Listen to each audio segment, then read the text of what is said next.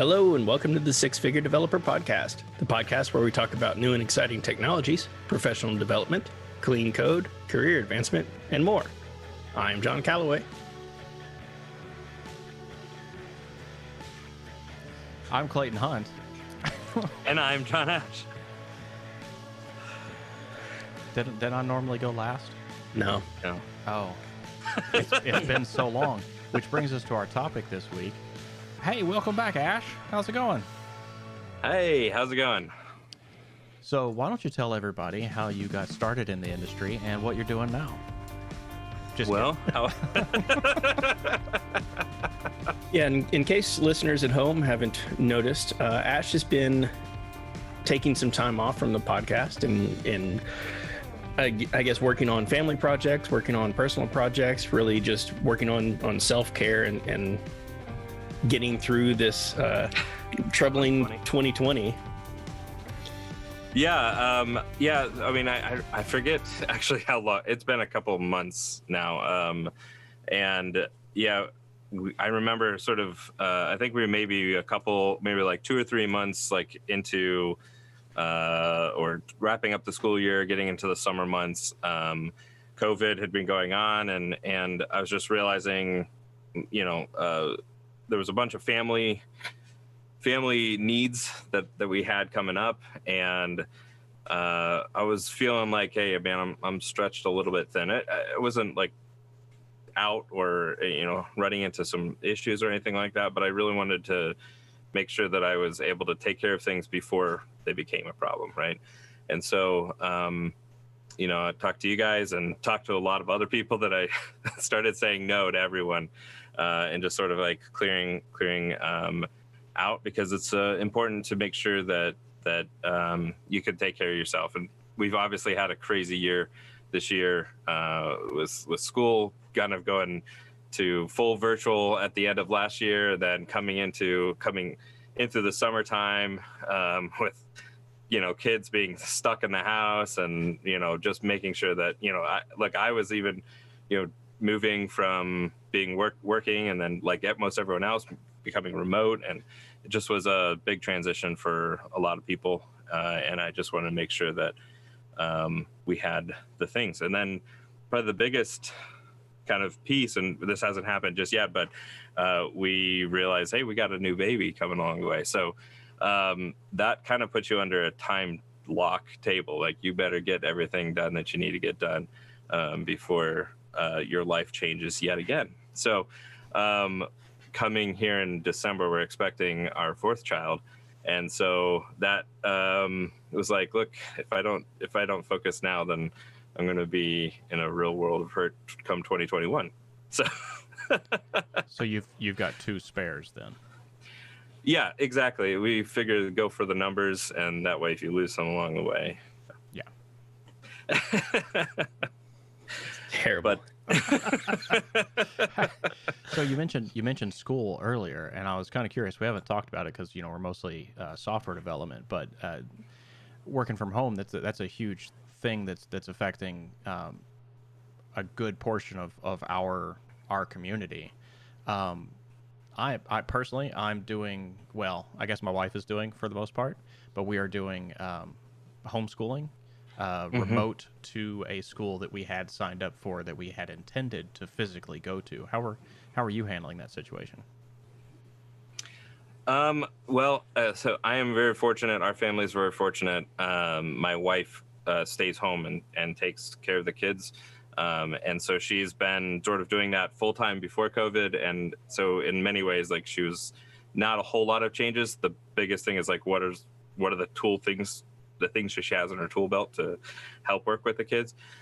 Our school system is in a sort of 50-50 split. So we're doing that half the time homeschooling with support from the school, if you will. And then, the other half is the kids getting to go to school.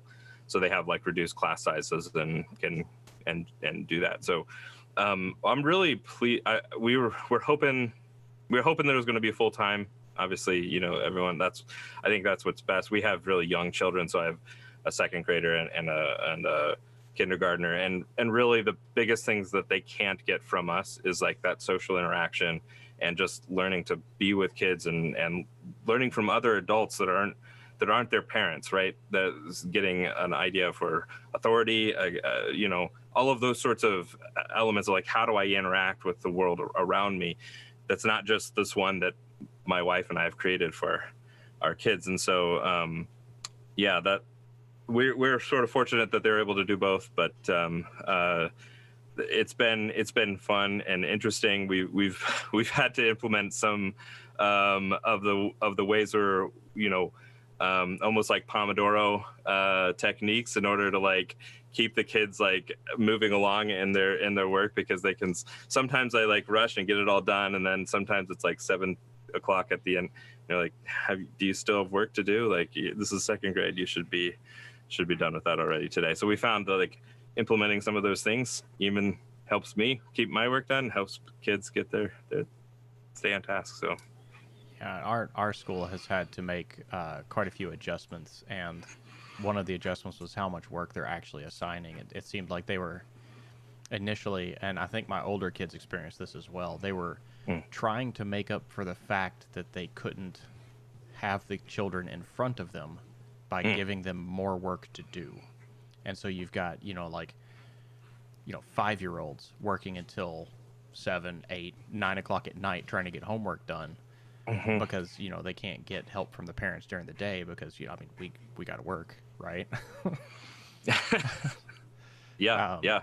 It was a terrible situation. Thankfully, they have made quite a few adjustments. So I think we're managing. What about you, John? We've been managing fairly well. My wife and I have been remote workers for a number of years now. She longer than I have. My wife takes on a lot of the burden of the housework and the rearing of the child. We only have the one kid, but you know, he can be a handful as well. Luckily, he's a good kid and responds pretty well to instruction and discipline when we need to. He gets a little frustrated at times, so that's an interesting an interesting complication to the day of how do you deal with a child's frustration level, because they're not socializing, they're not doing the things that kids their age should be doing or should be able to do, and having to adjust. So we're making it through. We're getting through it. I get a little frustrated from time to time. I have my own personal projects and side projects and garage projects and woodworking and that type of thing. And Ash, you've also been sharing with us just via text messages some of the photos of some of your work around the house, preparing for baby, preparing for your new office space, your new workspace. You want to tell us a little bit more about the home projects? Yeah. So this was, I even put this on my company's, you know, personal goals for this season, because like I was looking at, you know, hey, what do I need to be focused on? And this was one of the things that I said, you know, this is what I need to focus on. And next coming this winter and into January, I'll be focused on more, you know, development stuff. But you know, you have to sort of make the right time for things. So one of the things that we got ourselves into is this water improvement project. We'll call it that. So we've moved into this house maybe like 3 years ago or something. So the water evidently is very hard here. This kind of came about when all of a sudden one day I went to turn on the faucet on the kitchen sink, and it literally just disintegrated and fell apart. And it was had corroded and completely detached from it was just being held up by the supply line. So it was pretty hilarious. But we basically, my wife had noticed that she'd been getting some like skin irritation and that sort of thing. So we said, hey, well, why don't we look into like getting some water softener or something like this? And unfortunately, just like I probably do most of my development projects, my wife also used to be a chemical engineer, and did water treatment, and so we, you know, we installed an over-engineered solution. But yeah, no, we spent a bunch of time put in like a whole house filter, and we got a water softener that's like hooked up to my IoT, and we can see how much how many gallons of water is coming through, how much we're using it, all of that jazz. Redid all of the softener, got a like RO system and remineralizer. As kind of a huge, massive project, but it was a ton of fun. And but yeah, there's some Saturdays in there where you're doing a lot of planning, trying to make sure that you get everything ready. And if you've talked to anyone who's done plumbing projects, they'll tell you it's not a plumbing project unless you've like gone to the hardware store like 4 times that day. But we're trying to get all of that stuff like ahead of time. And I don't know, just one weekend we were trying to get most of it installed. And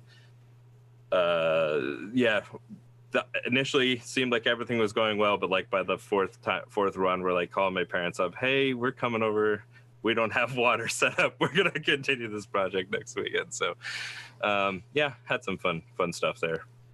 And then so you start talking about this problem, and I get this picture in my head, like your wife is like, Ash, because she calls you Ash in my head, my skin's not happy, I think we've got hard water. And then both of you at the same time, light bulb comes on, you run off into your other rooms, you come out, she's wearing like a lab coat, you've got on like the glasses with the tape around the middle and a pocket protector, like, we're gonna fix this with science and technology. It's not too far off. No, we got into the project and I was like, well, we guess let's like take a look at what's out there. Let's take a look at like what kind of plumbing has been done on this house.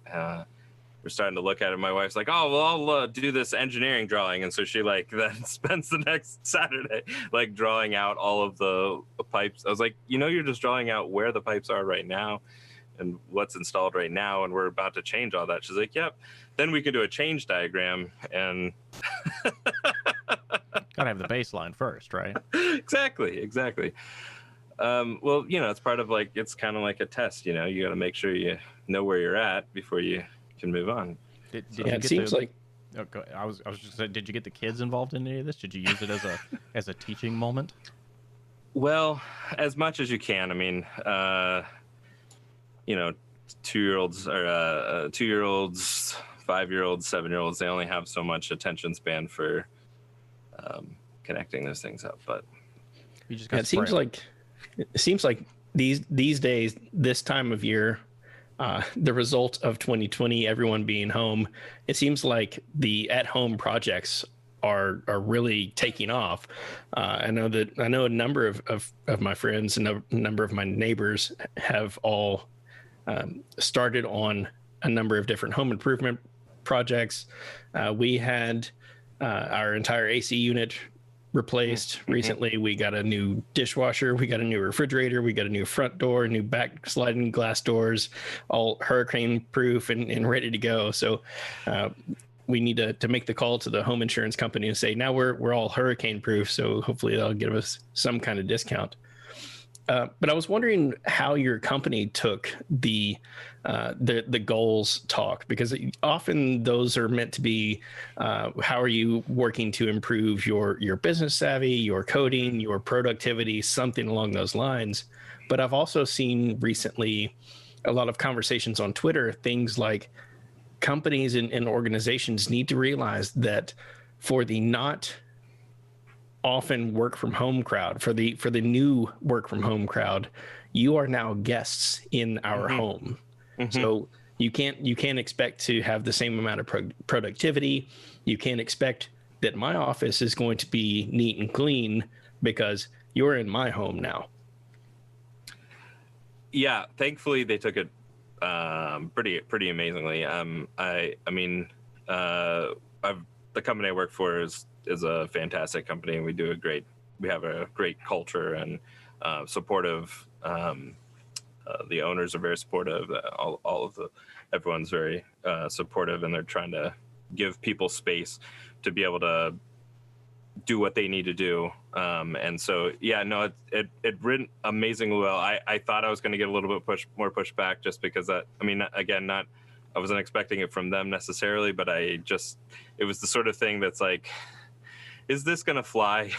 But yeah, no, it was actually well received and appreciated, because people are saying, look, we know what you can do. We know what you normally do. We know what you're usually pushing yourself and whatnot. And we appreciate the fact that you're saying, look, I'm not just going to play lip service. I could have just said, yeah, well, I'll try to do something. And that would have probably been good enough, right? But I was just being honest, like, look, no, I'm not going to be able to get those things, but this is what I will accomplish, and this is what I'm going to be getting done. And so, no, they really appreciated that, actually. So in addition to the over-engineered water softener and water plumbing activities in the home, you mentioned preparing for baby number 4. Are there other things that you've had to plan for, had to account for? Yeah. So this was so we had yeah. So basically, obviously, if a new child coming in, we had to get a nursery ready, or make sure that we had space for this new life to come in and have a space in your home so you can take care of them. So we were looking around and going, it's a little tight here, and so that's when my office got marked for removal, which is an odd thing to do during the middle of we're going to start working from home move. Usually you want to be like saying, hey, how can you create an office? So so I had to then take on the project of making sure that I could move my office somewhere. So the only place that was identified as available space, available real estate, was the basement, except that was already a storage area and, not ready for anything else. So thus began the domino of, well, we need to take care of this project in order to get to this project, in order to get to this project, in order to get to this project. It's really just dependency chains everywhere, right? And so, yeah, so that was a pretty, I personally really do enjoy working on my house. So it was a lot of fun. Also just kind of making a space, for myself, but at the same time, it still takes up time. It still takes up energy, and whatnot. So, I think it's funny that you and I had pretty much opposite reactions to the end of the world. So 2020 started and everybody was like, oh, well, okay, work from home. And I said, okay, I've got to move my work from home office from the, I guess technically it's our dining room, but just kind of out in the living room area. I can't handle the kids running around. So what I'm going to do is I'm going to take over and completely rearrange my daughter's room. Thankfully, I rent my older kids, so she won't be here until the summer. But she was here this summer, and I totally took over her room. Like, when the workday started, she had to wake up and get out. Whereas you are like, oh, we're going to have another kid. Okay. I guess we'll just disassemble my office.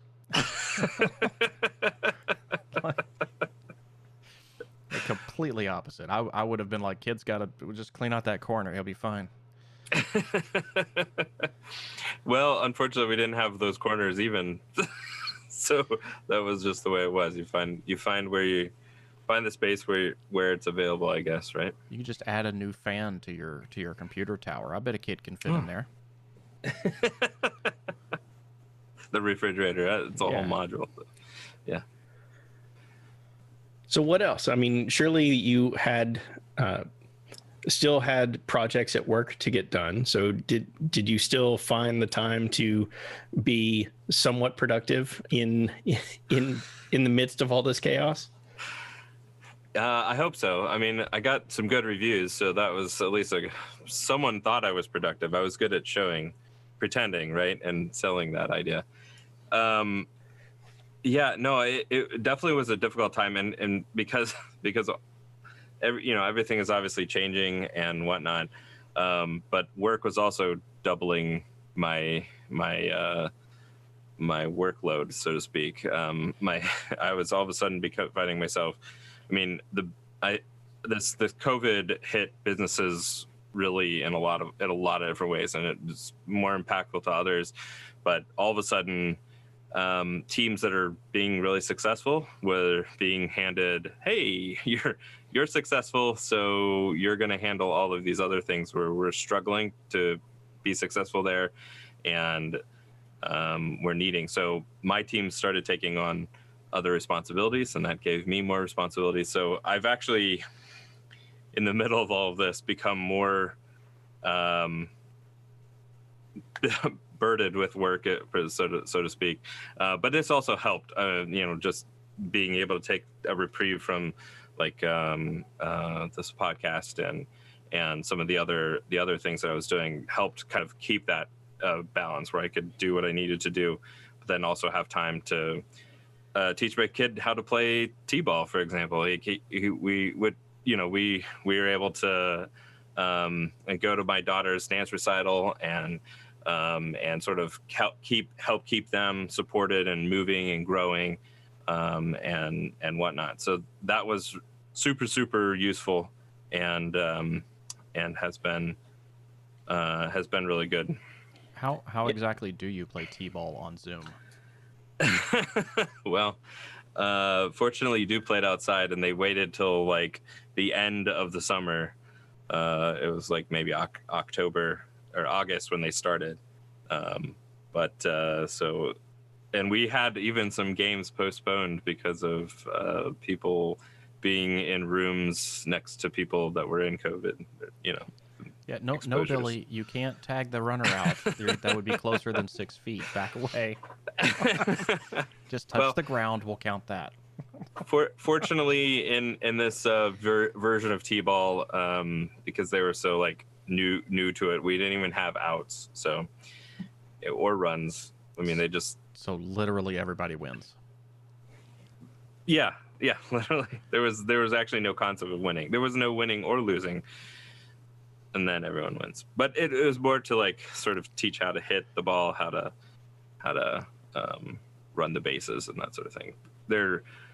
Some of the 3-year-olds, that was enough to like overwhelm them. So I distinctly remember losing when I played t-ball. I remember that as well. It was a good life lesson. I still haven't found a team to join, so.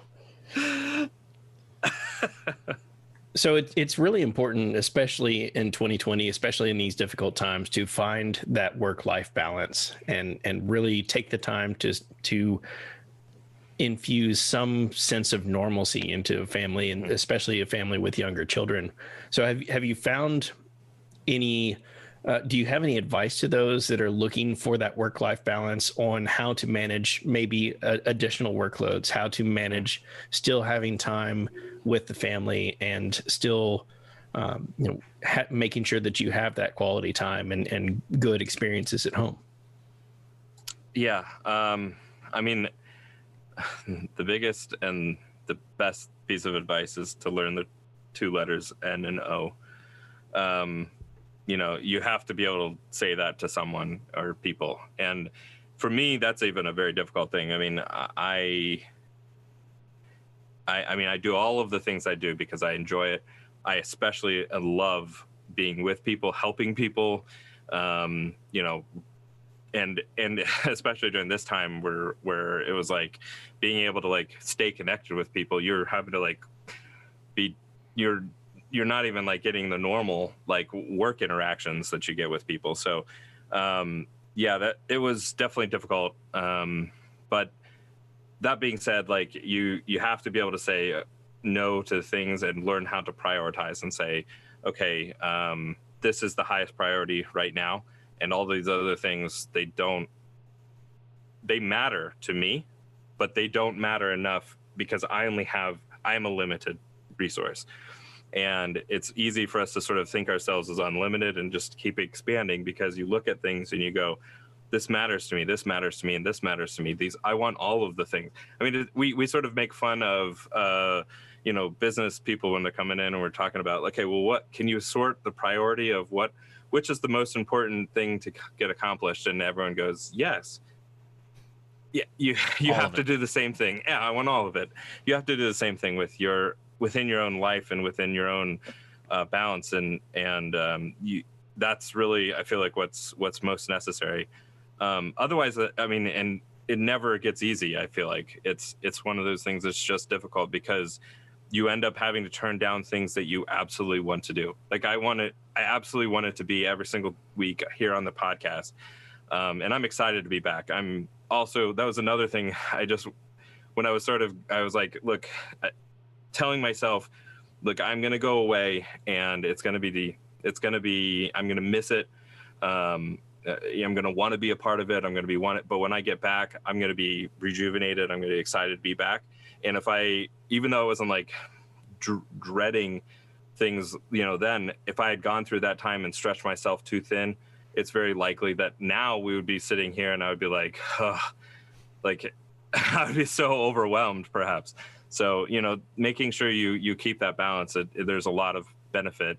And it's just something that you have to learn how to figure out what's my priority and how much time do I got.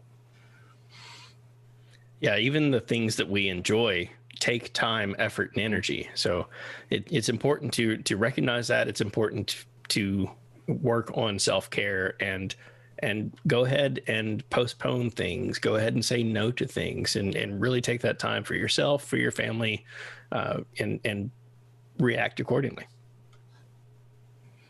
Yeah, doesn't make it easy though. Well, we certainly are happy to have you back, and in whatever capacity that means. If we continue to need breaks here and there, we can all certainly take the time and enjoy that. This is for fun. We hope that others are enjoying it as well. If there are certain topics or anything that listeners would like to hear, then we're certainly open to that as well. We certainly do thanks. We want to give thanks to all our listeners that have been supporting us and supported us thus far. We wanted to let everyone know that we've recently made it to Twitch affiliate status. We've been live broadcasting the podcast on Monday evenings and live coding on some personal projects on Wednesday evenings. So be sure to join us on the podcast for the live stream on Mondays and for live coding Wednesday evenings. Yeah, and thank you, Wesley, for subscribing just now. That's awesome. I think you're the first one. So thanks a bunch. Awesome. And as for Twitch streamers going, watching the Twitch streamers live coders during the day have really helped get through this difficult time and helped remember what it's like to be in an office environment and listening to those that are struggling through code and missing semicolons and being and participating in self-deprecating humor. With that, we are having a Twitch live coders on the show next week. So tune in next Monday for the live broadcast. We'll be having Michael Jolly join us and talking about all of the fun projects that he's working on. Nice. Be excited for that one. Yeah. So with that, of course, dear listener, we'd love to hear from you. What is it you've been working on? What are the projects that have gotten you excited? What are the projects that you've worked on to help promote some of your own self-care? If you like this episode, please like, rate, and review on iTunes. Find show notes, blog posts, and more at sixfiguredev.com. And catch us live each week on Twitch, and be sure to follow us on Twitter at sixfiguredev. Easy for you to say. Yeah. It's been a while. This has been another episode of the Six Figure Developer Podcast, helping others reach their potential. I am John Calloway. I'm Clayton Hunt. And I'm John Ash. Just gonna wait for Surly Dev to drop. Hey, Surly Dev, can we get an army? Can we get one going? Just real quick. Yeah, we can stay here and hang out and drop for the podcast episode's over, but we can certainly hang out and chat with our viewers. Aw, that's Wesley, right. Surly Dev. Oh, no drop army. Yeah, Ash, get on and drop something. Drop Yeah. something. It's the only fun thing we do on the channel. We get to drop on Twitch, which actually, you know what, that'd be kind of a fun thing to do for the Blazer game, is ultimately like build one of these kinds of Twitch games. So I might do that instead of a horse racing game. I'll do a Twitch game. What's the gentleman that is doing? Is it Mark Miller? Is that no? Might have gotten the name wrong. Doing the Dungeons and Dragons on his stream. Yeah. So Ash's beard was coming on, so mine had to go. No, Yeah. the wife has been begging me to get rid of it for months and months and months, and it's been kind of itching. So I figured, why not? Yeah, Mark Miller on Code Rush stream. It is a like a Dungeons and Dragons thing, right? I'll have to check that out. I can't do the watching people while I'm trying to work. It's hard enough watching YouTube while I'm trying to work. You have to be watching YouTube and them. Then Yeah. that's just a lot of going on. Well, I mean, Well, that's at least with that's YouTube, why I I like- can be like passively not really interested. But if Right, there's like right. code on the screen, I'm like, what's going on? Yeah, that's why I like the live coders though, because they've got the code on the screen, they're talking to chat, they're working through problems, they're staring at code. I'm doing the same thing.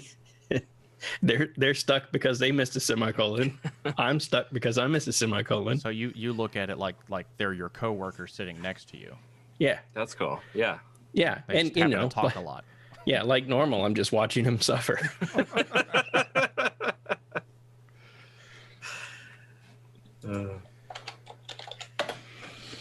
I have All no right, idea so- why, but this whole drop thing is kind of addictive. Right?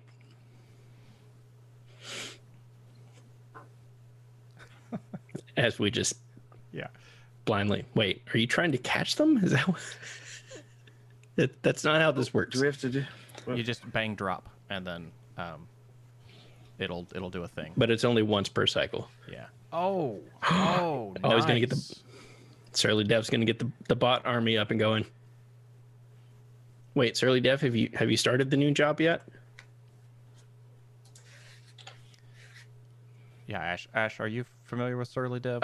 Trying. Was he getting on when you were still before I you think, left? I think just a little bit. Yeah, it's like 3 a.m. for him right now. Oh wow. Wow. It just doesn't Devotion. sleep. I don't, He's our biggest fan. Dude, what? 2236. Only if she's 5'3".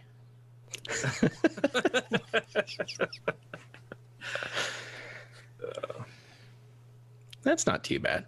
No, that's not terrible. It's still late. I go to bed at 10, or 2200. Yeah, the ability to like roll out of my bed and then stumble down to the on first call or whatever definitely has let me stay up a little later. No, I still go to bed at 10. I've been waking up like an old person though. Like sometime around 5 o'clock, I just lay there in bed.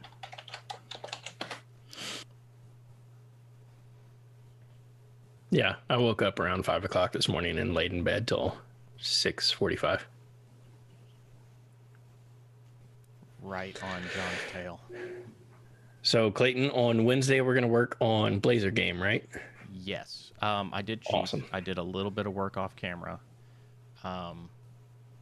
If you remember, and anybody who's on the stream remembers, when we stopped, we were at this part where it just wanted to open up a stream to like a level file, and that was so unbelievably simple that I just went ahead and did it. It took like 2 minutes, and then I fixed some compile issues, and then we got back to an interesting thing now. So we're back to rendering issues. So it'll be it'll be super fun solving those. Nice. Did all the easy stuff so that nobody has to like look at me actually writing code, and now they could just watch me struggling. Yeah. Well, none of that That's the sounds fun familiar. parts. That's the None fun of parts. that. None of that sounds familiar to me because, like you said, I was working on my own project while you were working on yours. But I now have Docker containers set up for everything in Triple Derby API and SpeakerMeet API, as well as even a container for integration tests. So I spin up a couple of containers for database, Redis cache, and a integration test container, so I can run an exercise. I can run through and exercise the API all the way to the database and return results from there. Yeah, but What are random. you using? XUnit. Okay. But Well, random, John. yeah. Random. Yeah, I've been ignoring the last functional piece we were adding to Triple Derby, which was testing of random functions for I think, were we doing feeding? We were still working on feeding. Yeah, we were trying to do like a single slice of one action that the user could take, and I think feeding was the one we were doing. Yeah, so if you gave a horse an apple and the horse accepted the apple, if it was their favorite, then they increased their happiness by a certain percent, by a random percent within a range. If it wasn't their favorite but they accepted it, it was a lower percent within a range. If they rejected it, then you can lose happiness within a certain percent within a range. How do you test for randomness? That's the problem. You provide a random generator. I have tests for it for other things. A single random value, that's not really a problem, but the issue is that the way that the logic is stacking, it's going to end up being multiple random values. And once you run into multiples, you kind of have to set up like this extended random test scenario where the first time it does random, it's going to return this value, and the second time it does random, it's going to return that value. And that's the issue we ran into a long time ago, and it becomes a huge pain in the butt. We want to avoid that problem, but therein lies the issue. Is like how to avoid that problem. Yeah, here I put in chat on Twitch the link to the Triple Derby API repo. There are some tests in there that do some executions against random generator. So I provide a random generator implementation. Gotcha. So I can specify that when you call it, it will return the number 6. Right. And then test for that. The problem that I have always had with my personal projects is I have an idea of the direction I want it to go, but I haven't thought through the detail enough to know the steps along the way to get there. And even on the live stream, I struggle to figure out what the next step is to get to the next larger goal of feeding and training and that type of thing. Yeah. And so we got to that point where I needed to figure out what the next step was. And put it on hold so I can work on other things and Clayton can work on other things, figuring that at some point I can put some effort into it and come up with what a next step would be. Yeah.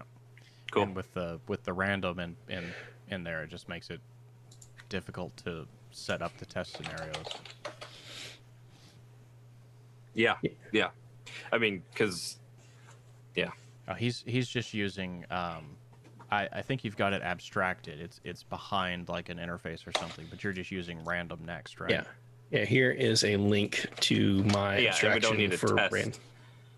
We don't need to test their implementation of random, right? Yeah. But Yeah, I've got to that the way that his code is using random does need to be tested, especially when the first random compiles on top of the second random to produce an ultimate value. Yeah. Which makes it difficult. Terrible drop, John. That's a terrible one. That's not going anywhere. No. Yeah, so there's a link to the abstraction for the random generator. Yeah. Okay.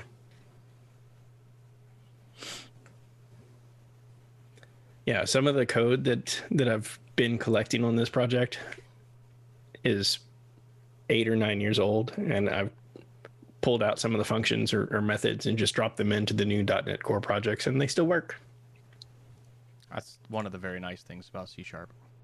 Is that there hasn't been a lot of stuff to break things. Well, that's because they got everyone else to do the figuring it out first. Surly Dev, I mean, There are ways in the npm that you can run two scripts concurrently. There's actually an npm package concurrently that will let you launch multiple scripts at the same time. They could be the same script, but it'll run them at the same time.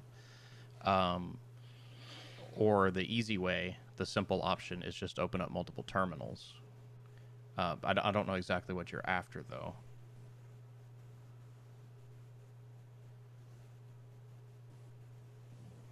Are you in a headless environment where all you've got is the command line?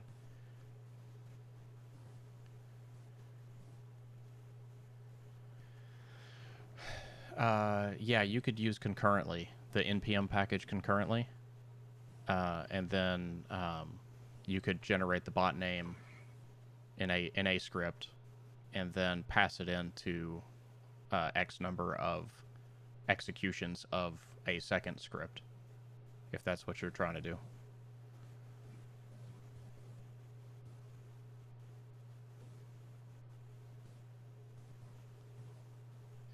I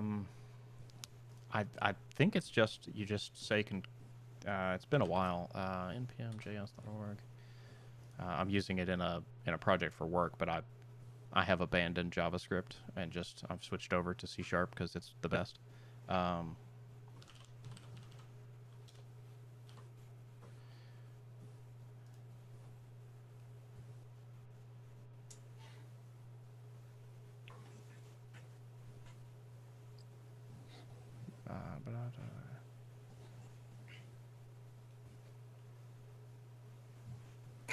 Yeah, they've got instructions right on the Capture that face right there. Yeah, it's concurrently, and then in quotes the first command, in quotes the second command.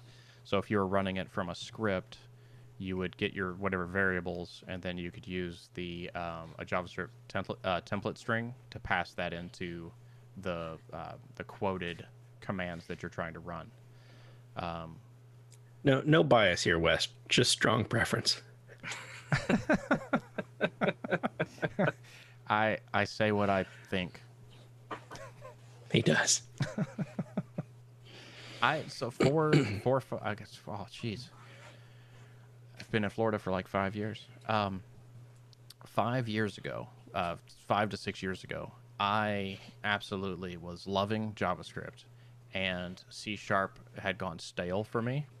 So I switched over to JavaScript. I got a job where literally all I was supposed to do was JavaScript. And then Angular 2 came out, React came out, Vue, all these other things. And it just started to be like impossible to keep up with all the junk that was going on in JavaScript, and they got away from actual JavaScript. Both React and Angular started kind of leaning TypeScript, and if I wanted to do TypeScript, I would have just stayed with C#. So I figured, why not stay with C#? And then Blazor came out, and I was like, that's it. JavaScript's dead to me. So that's how it goes.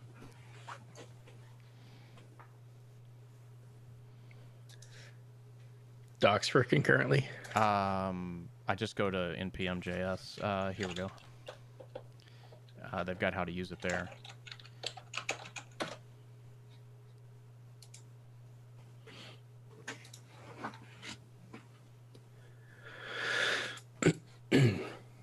And they've probably got a link to their GitHub on. Yeah, they've got a GitHub which probably has a lot more information about how to run it. No problems, early dev. Yay, I got 15 points. Beat that.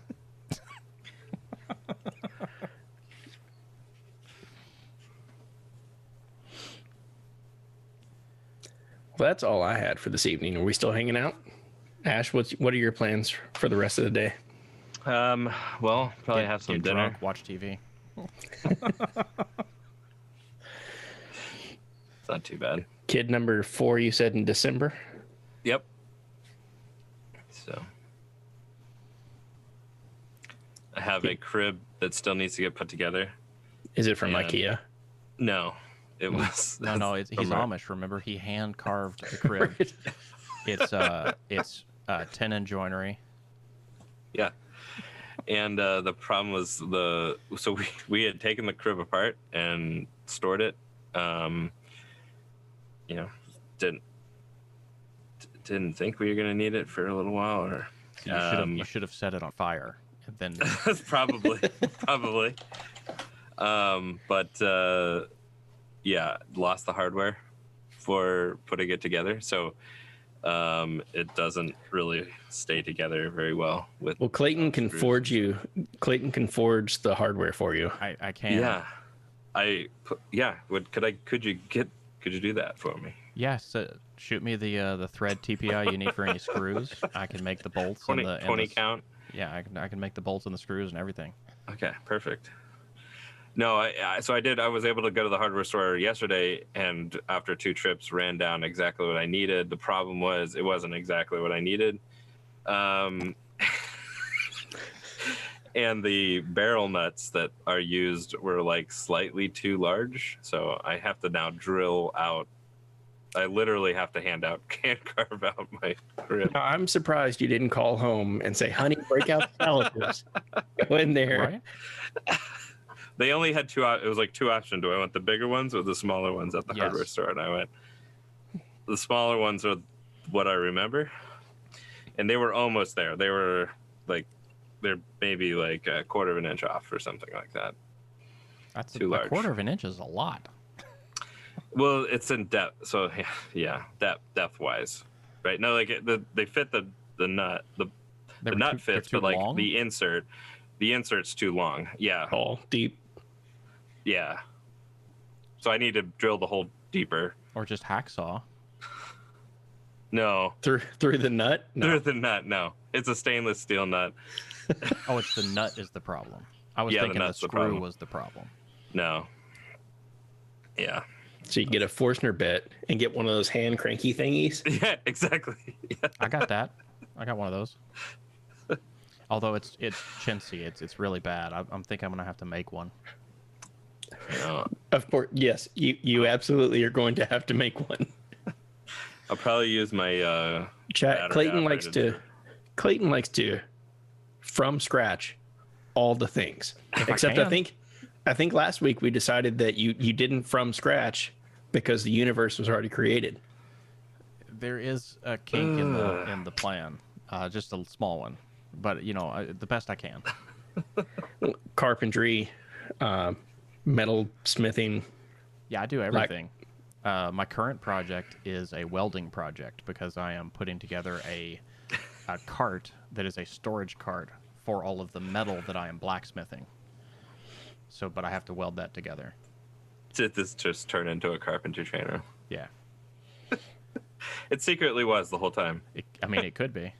We just do whatever. See the wall behind Ash? He Yeah. built that barn himself. Yeah, exactly. And somehow got a window inside of a book. What? The book. That's a Where did the window. barn go? Oh. It's playing Yeah, games. it's a palm tree. Our neighbor chopped down their palm tree and then put a potted plant on top of the stump. Solutions.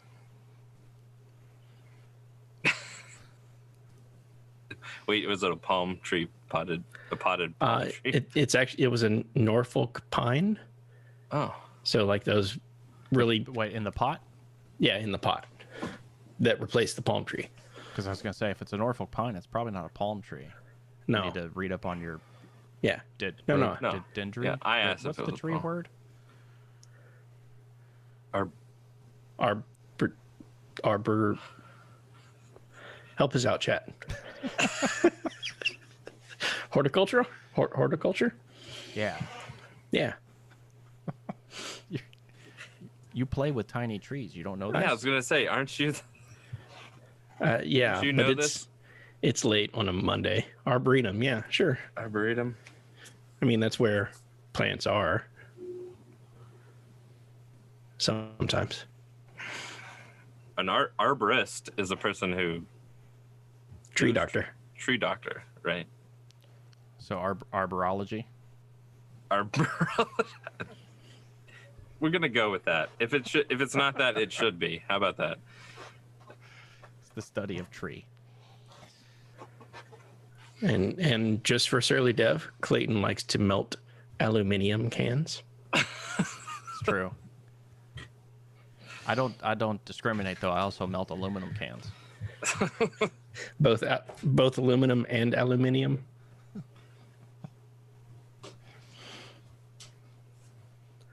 Arboriculture. I have been torn on imperial versus metric lately because I'm thinking about how I want my lathe to work. Don't my mix metal them. lathe. Well, right, but if I'm not going to mix them, which one do I go with? Yeah, I mean, in the States, it's easier to acquire imperial, but metric makes more sense. It does.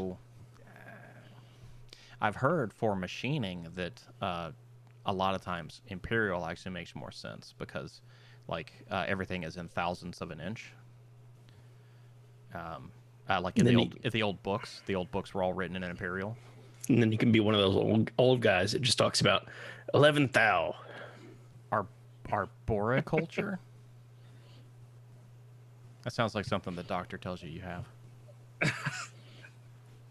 I think they send that off to get from the lab, the arboriculture. Yeah, it's in a petri dish. They got to stick the Q-tip up your nose. Oh, it's not fun. Swab your brain. I'm staying away from that one. It's not fun. I had to get it done before my surgery. Wife had to get it done before her surgery. Oh, so you went in too late. I didn't have to have it done before mine, or I was so high on the drugs that I don't remember that part. See, everybody should just go get surgery. Now is the time for surgery and home improvement jobs. So it's. I think we may have gotten a bit off topic. So, woodworking.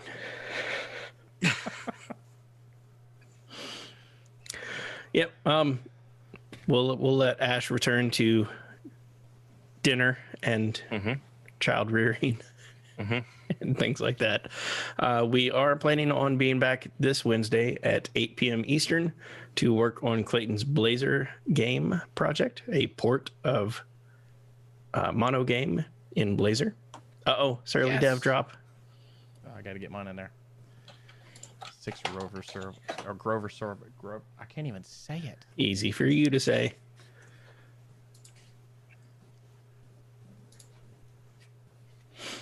So we'll wait for everyone to land, and then we will do the Twitch thing and raid. Let's raid. Vimlark looks to be doing something fun. What is? Yeah. Before we go, thanks everybody for showing up, and like John said, we'll be back on Wednesday, and we'll actually be doing some code on Wednesday. So if you like hearing us ramble, you might like hearing us ramble and writing code at the same time. If you don't, I'm sorry. With that, appreciate it. Do hit the like, subscribe thing, and follow us and all the things. And subscribe now. Yeah. Yeah, we can subscribe. If you have a Amazon Prime account, you can use your Amazon Prime account to subscribe for free. And every little bit helps. Please do share with friends, family, coworkers, all the things. But with that, we will see you on Wednesday.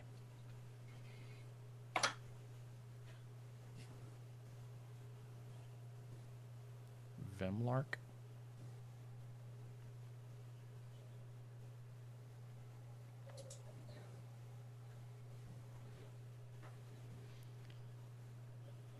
All right, and